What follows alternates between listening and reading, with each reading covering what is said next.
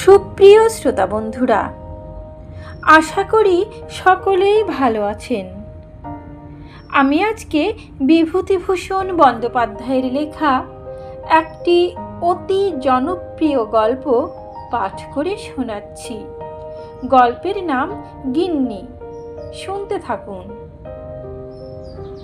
মেয়ে দেখতে আসছেন পাত্রের জ্যাঠামশাই। এবার এটা নিয়ে 3 বার হবে। প্রথমে দেখে গেছেন পাত্রের বাবা এবং মামা। বাবা মনে হলো একটু সাধাসিধা ঢিলে ঢালা মানুষ, নিতান্ত নাকি ছেলের বাপ, তাই এসেছেন। মামা কিন্তু এক্সপার্ট মেয়ে দেখিয়ে। সাধারণ প্রশ্ন এমনি যা সব তা তো হলোই, তারপর অঙ্গাদি পরীক্ষাতেও বেশ বিচক্ষণতার পরিচয় দিলেন। বাঁ হাতে ওর ডান হাতটি নিয়ে ঘুরিয়ে ফিরিয়ে আঙ্গুলগুলি পরীক্ষা করলেন, পরে বাঁ হাতের গুলিও একটু ঘষে ঘষেই হাতের উল্টো পিঠ মণিবন্ধ পরীক্ষা করলেন। ত্বকের মসৃণতা দেখভার ছলেই অবশ্য, কিন্তু যারা বুঝভার তারা বুঝল রং পাউডার মাখানো হয়েছে কিনা তারই যাচাই। আসন পিড়ি হয়ে বসেছিল। পা দুটি জড়ো করিয়ে পা দেখলেন, আঙ্গুল দেখলেন, খোপা বাঁধা ছিল। ভেতরে পাঠিয়ে খুলিয়ে আনিয়ে চুল দেখলেন। হেঁটেই এসেছে, তবু বিদায় নেওয়ার সময় বললেন, অত লজ্জা করে হারছো কেন মা? যেমন চলাফেরা করো বাড়িতে সেইভাবেই যাও, লজ্জা কিসের? মেয়ে অবশ্য আরো জড়সড়ই হয়ে গেল খানিকটা, তবে আর টুকলেন না। 4 বার তো হলো দেখা। চুল খুলিয়ে আনার মধ্যে চুলও ছিল, চালও ছিল। যারা বুঝভার তারা বুঝলো। এলো চুলে এলে খোপা বাঁধিয়ে আনাতেন। খলি ভালো। এরপর দেখে গেল পাত্র স্বয়ং এবং তার বন্ধু। পাত্রটি বাপের মতো অতটা ঢিলে ঢালা আর নির্বিরোধী হয়তো নয়, তবে জিজ্ঞাসাবাদের দিকে একেবারেই গেল না। তার কারণ এও হতে পারে যে তার সমস্ত সময়টা নির্লিপ্তভাবে কিছু না দেখার ভান করে যতটা দেখা যায় সেই চেষ্টাতেই গেল কেটে। তবে বন্ধুটি খুব চৌকস। পড়াশোনার কথা জিজ্ঞাসা করলো, হাতের লেখা দেখলো, হাতের কাজ আনিয়ে দেখলো, ভেতরে পাঠিয়ে গান শুনে নিল। তারপর আবার এসে যখন বসলো, বেশ একটু বিস্মিতভাবেই প্রশ্ন করলো, আবার ফিরে এলেন যে? এবার আপনি কিছু জিজ্ঞেস করবেন? সে হয়তো রসিকতাটুকু পছন্দ করলো, তাকেও একটু হেসে উঠতে হলো। আর নিরীহ রসিকতাই তো। তবু কাকা সরে গেলেন। মুখ আলগা আজকালকার ছেলে, একটু যাবেই জিভ ফসকে এরকম। সামনে না আসাই ভালো। মেয়েও হেসে ফেলেছিল। কোনো রকমে উঠে জড়িত পদে তাড়াতাড়ি চলে গেল। ছেলেটি হালকা আসরে একবার সবার দিকে চেয়ে নিয়ে হাত জোর করে বলল, আমায় মাফ করবেন। ছেলের ফরমাস ছিল হাসিটুকু পর্যন্ত দেখাতে, তাই।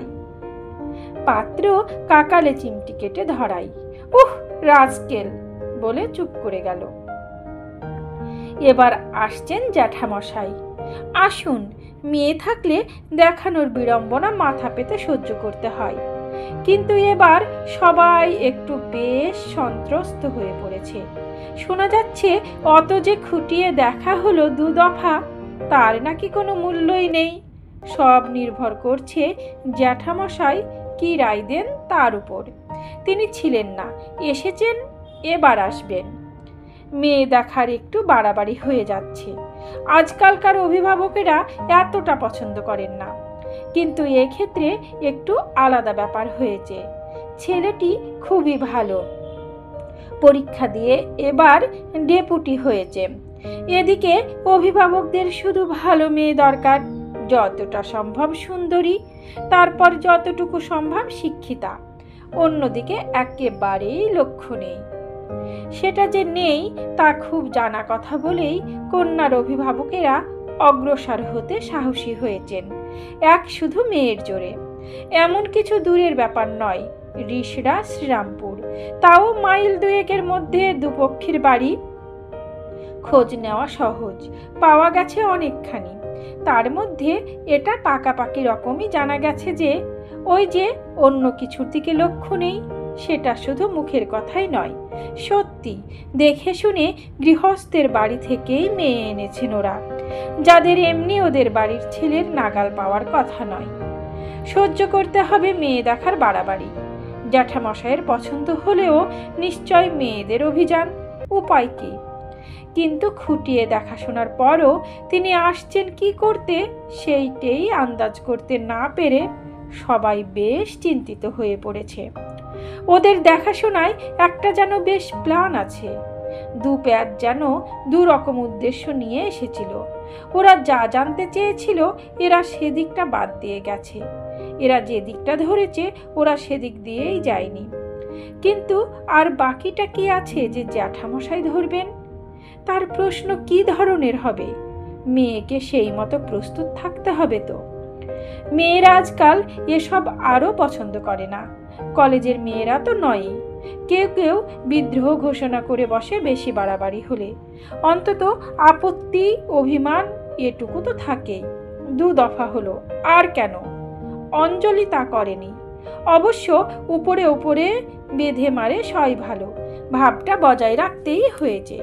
কিন্তু ভেতরে প্রস্তুতিটা অন্যরকম। যতবার চাই যাক না পরীক্ষা করে, যত রকমই পারে। পাত্র হেমন্তর মতো ও তো না দেখবার ভান করে চক্ষুময় হয়ে দেখেছে, বড় ভালো লেগেছে। জ্যাঠামশাইয়ের চিন্তাটা ওর কারুর থেকেই কম নয়। পণ্ড করে দেবে নাকি স্বপ্ন? অনেক চেষ্টায় কিছু কিছু আজ পাওয়া গেছে।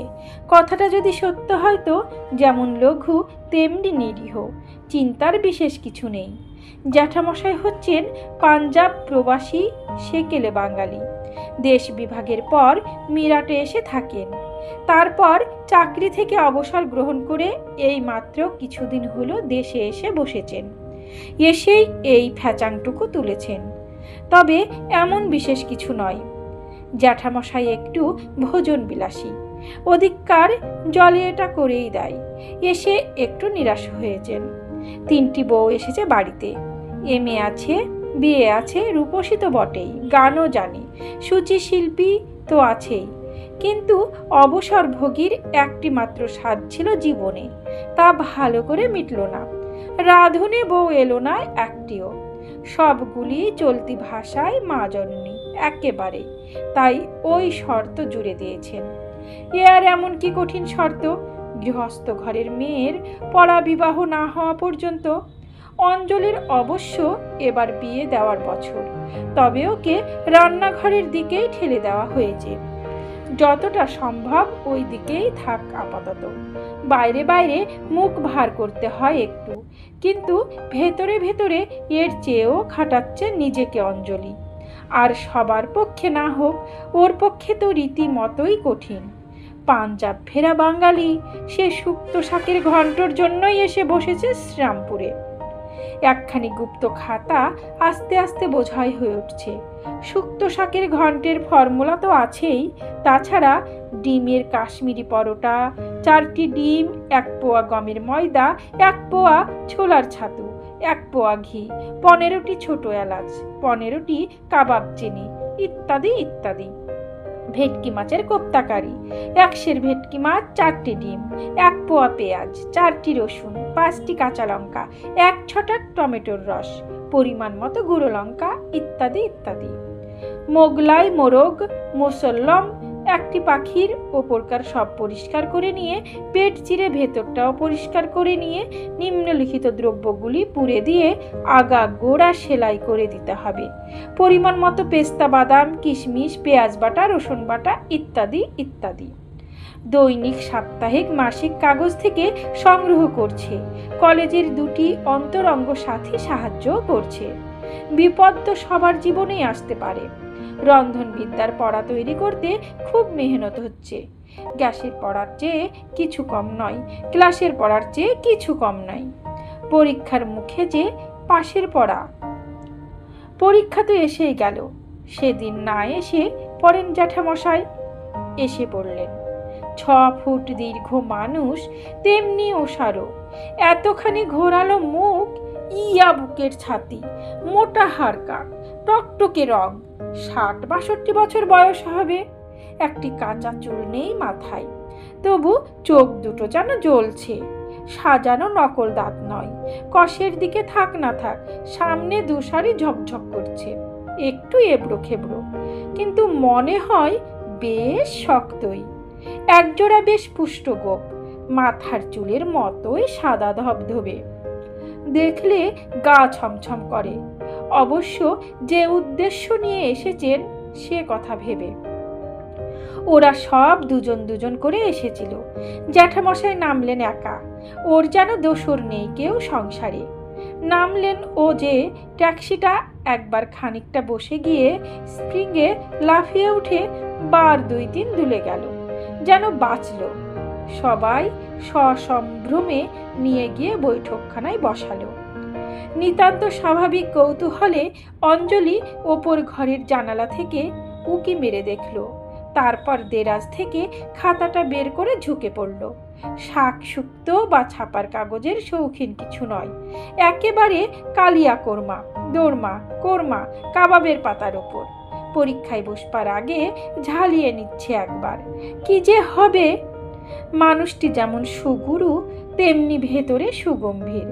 প্রথম সাক্ষাতের 2-1টি কথাবার্তায় কণ্ঠস্বরের যা নমুনা পাওয়া গেল, তাতে আর কেউ কথা বাড়াবার সাহস করল না। সবাই ততস্থ হয়ে রইল। ঘরটা থমথম করতে লাগলো।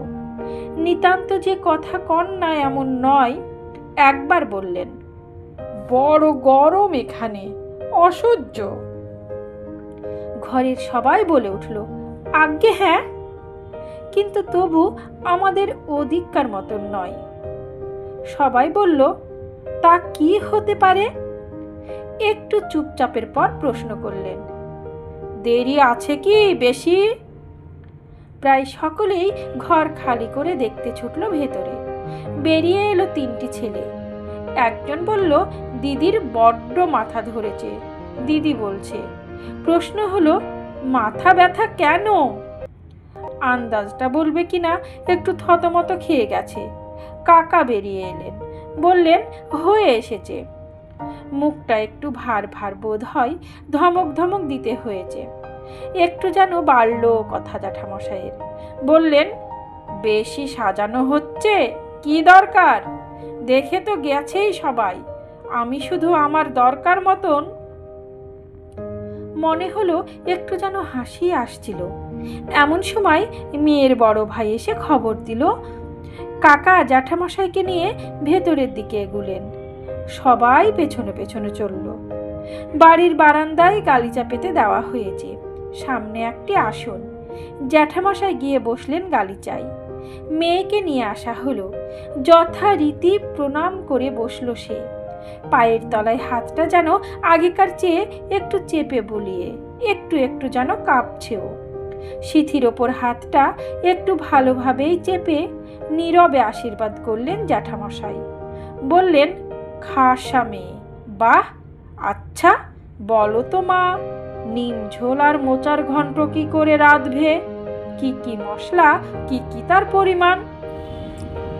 পরীক্ষার্থীদের ভাষায় একেবারে আনইম্পর্টেন্ট প্রশ্ন। বুকটা ধরাস করে উঠল অঞ্জলির। নিম ঝোল তো ছোঁয়াও হয়নি।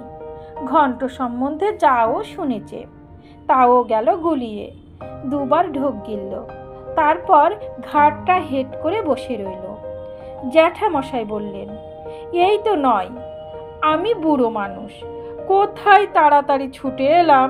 সারা জীবনটা গোস্ত পরোটা খেয়ে পেটে চড়া পড়ে গেছে। এবার বাংলাদেশে গিয়ে মায়েদের হাতে সবই কিম্ভূত কিমাকার হয়ে গেছে। এত করে শেষকালে নেহাত যোগ বিয়োগে ফেল করবে। কাকা 2টো হাত একত্র করে বললেন, আজ্ঞে না, ঘন্ট শুক্তো নিম ঝোল তো একরকম রোজই রাঁধতে হচ্ছে। ও জানে সব। বলো অঞ্জু, বলো, ভয় কিসের? একেবারে নিস্তব্ধ সব। একটা সূচ পড়লে শোনা যায়। পাশের ঘরে মেয়েরা রয়েছে। একটু আধটু যা চুরির ঠুনঠান শব্দ হচ্ছিল তাও গেছে থেমে। হঠাৎ পর্দা ঠেলে ছোট্ট একটি মেয়ে বেরিয়ে এলো। বলল, না গো, পিছি দানে না, আমি দানি। ভাত রেঁধেছি, ঘন্ট রেঁধেছি, বাবা খেয়েছে।